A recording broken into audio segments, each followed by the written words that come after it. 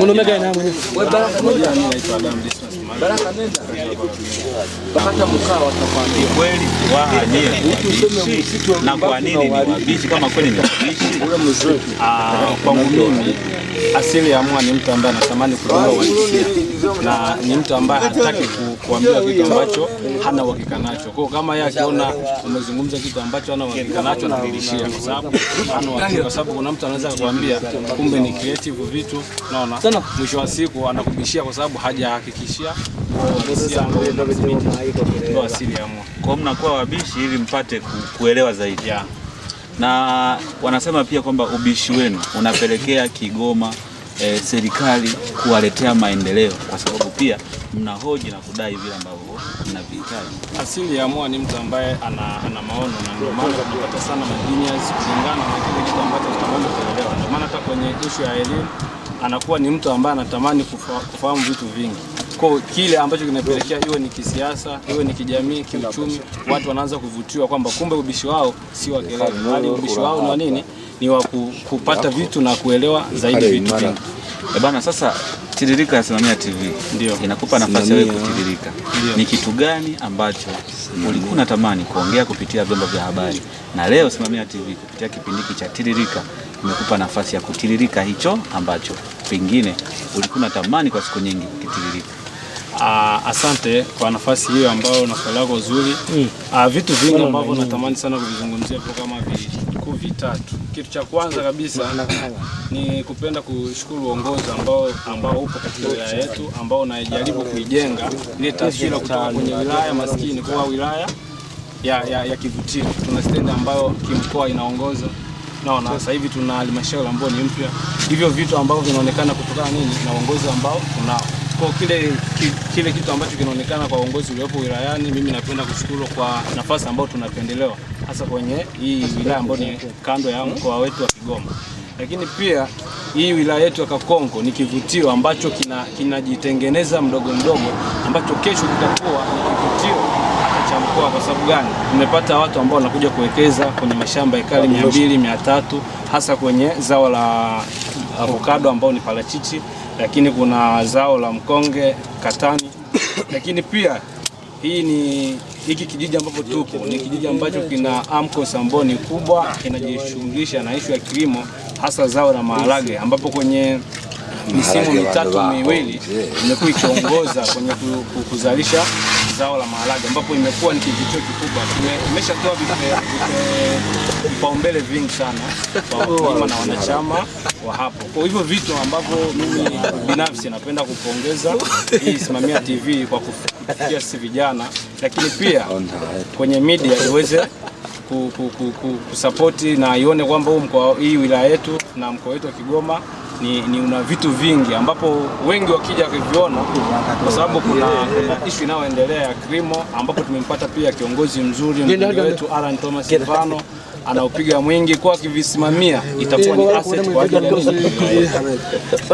na pengine sasa umezungumza mengi hapo, sasa ni fursa hizi jamii na wanakakongo wa mkoa wao mara baada ya serikali pamoja na kilimo. Tunaona parachichi ni zao ambalo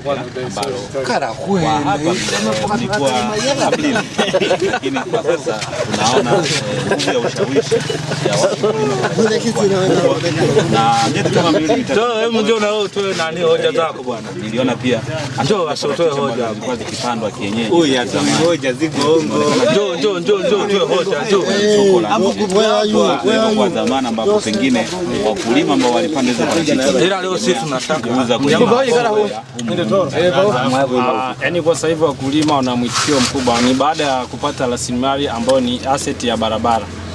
Baada ya kupita tumeona wawekezaji wakubwa ambao wamekuja kufanya kilimo humu, lakini pia tumepata watu ambao wanaitafuta parachichi, ambao mwanzoni parachichi ilikuwa ni kama tunda ambao tunakula, tunaenda kununua shilingi 100 tunda moja, lakini leo hii tunaweza tukauza majunia, tani za majunia, ambapo tumepata wafanyabiashara wengi wanafika na wananunua kwa bei nzuri, na watu wanafanyaje, wanapata kipato.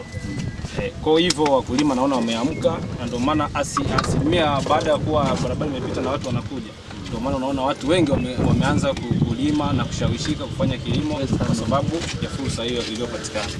Wengine wawekezaji wanaweza kuwa ni watu ambao tuseme umri kidogo mkubwa kidogo. Na vipi sasa upande wa vijana wanaweza na kilimo kama sehemu ya ajira kwao? Kwa wawekezaji kwanza kabisa mimi niseme baada ya kuwa kitu kipya ambao vimekuja kwenye wilaya yetu, vijana ambapo nimeona wameitikia, kitu cha kwanza baada ya watu kuja kuchukua zao la parachichi, vijana wamepatikana kufanya cargo, si sawa, ambapo hiyo cargo imewapatia fursa vijana ambao wengi unakuta wanacheza hapa karata, baada ya kucheza karata magari yanakuja wanapata nini. Lakini pia vijana wao wameshajanjaluka sasa hivi, wanakuja kupiga karata, lakini mazao wanayo, wanalima hayo mazao ambayo nimezungumzia. Kwa unajikuta hata kama sio kwamba yuko hapa kwa sababu amepoteza muda kama zamani hivyo kwa imezoea, bali hapa hivi watu wanakuja kwa sababu ya kufanya enjoyment, wanasubiria kipato ambacho wamekitengeneza kule kwenye shamba yao sana. Mimi nimetembea kidogo katika wilaya hii, ndio naona stendi mpya, naona ofisi ya halmashauri kule ambapo tunaweza tukasema serikali imeona ikapanue mji kwa kupeleka ofisi na huduma za kiserikali sehemu moja. Pale kuna ofisi ya halmashauri, kuna ofisi ya mkuu wa wilaya, kuna ofisi ya kuna jengo la tunasema ni bunge na madiwani, ndio kuna mahakama pale, tunaona kuna matenki ya maji yako pale na ofisi nyingi ikiwemo na kituo cha polisi, lakini pia chuo cha VETA. Ndio wewe unazungumziaje swala zima la kupeleka ofisi za kiserikali kwenye eneo moja ambalo kwa sasa linaonekana kama ni kijijini nje ya mji? Mimi pale kwanza nasema mkurugenzi ambaye tunaye kwenye wilaya yetu ni mbunifu na ana akili nyingi. Kwa sababu gani? Kwanza kabisa ili uitanue wilaya, mfano kama hii wilaya changa ambayo mpaka sasa hivi na miaka 10 tangu imeanzishwa. Kwa yule alichokiangalia ni kwa namna gani kwanza vijana wanapata fursa, akaitanua kwa sababu anapeleka mbali kidogo, ambapo bila kilomita ambazo zipo vijana watapata fursa za bodaboda, watu kuwatoa mjini na kuwapeleka kule ili wapate nini huduma. Lakini pia yule ambaye anafanyia kazi kule ili ashuka arudi mjini atategemea bodaboda au miundombinu yoyote ile ili afanyaje arudi kupata huduma mjini. Kwa hiyo mimi nasema mkurugenzi ambaye tunaye na uongozi mzima ambao unapatikana wilaya yetu ndio maila ambao wanafanyaje wanaopata huo, ndo maana hata wilaya yetu inafanyaje inatanuka hivyo. Lakini pia mimi niseme sio kwa sababu ya hiyo halmashauri au ofisi za ambazo zimerundikana sehemu moja, hapana. Mimi nasema ni kwa sababu gani wilaya yetu inazidi kufunguliwa na huduma ambazo zinazidi kuingia. Ukiangalia hata issue ya elimu, mashule yametanuliwa ambao kiasi kwamba advance ziko kiasi kwamba tuna kilomita ngapi unaipata shule moja naona. Lakini pia kuna vituo vya afya ambavyo vipo viwili vikubwa.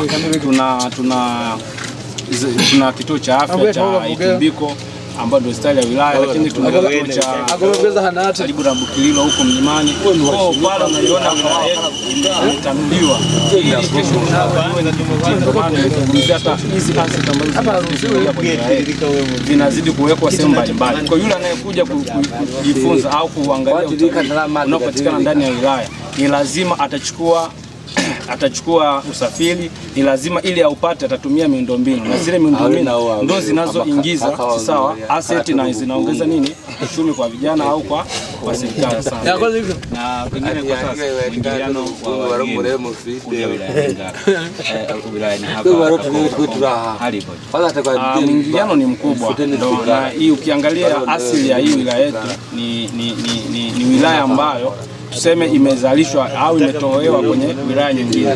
Kwa watu ambao mfano wafanya kazi sasa watumishi wa asilimia wengi wanakuwa ni watu wa kigeni, sababu hii ilikuwa ilitolewa kwa hivyo mwingiliano uliopo sasa hivi tuna Msukuma ambao amekuja kuwekeza, lakini tuna watu wamewekeza ng'ombe ambao ni Wasukuma pia wao, tuna watu wa Angaza ambao tuko mpembezoni kule Nyamtukuza. Kwa tuna mwingiliano mkubwa, lakini pia kiuchumi, ndio maana nimesema kuna watu wanakuja kuchukua assets zinazopatikana wapi kwenye wilaya yetu.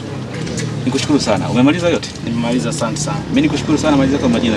Majina yangu naitwa Adam Dismas, kijana ambaye